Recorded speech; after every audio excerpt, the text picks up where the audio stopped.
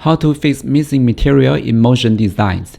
First, we make sure the Motion Designs plugin is checked, and I close it. And next, I enter the Motion Design and select the cloner. And the next thing, I will drag the plants into our scene. I will delete this mesh. I will drag this plant into the cloner. And yeah, you can see the plant material is missing. So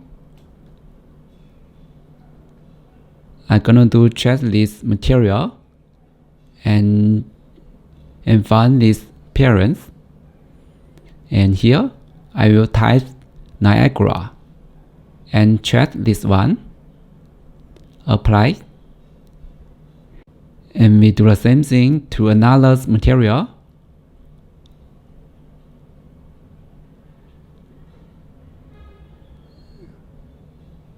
Apply.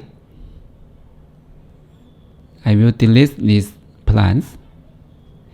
And next, I'm gonna drag the plants again and drag into the cloner.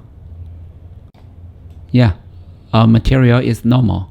I hope this video is useful to you. If you like my content, please subscribe and hit the like button. Thank you. See you next time.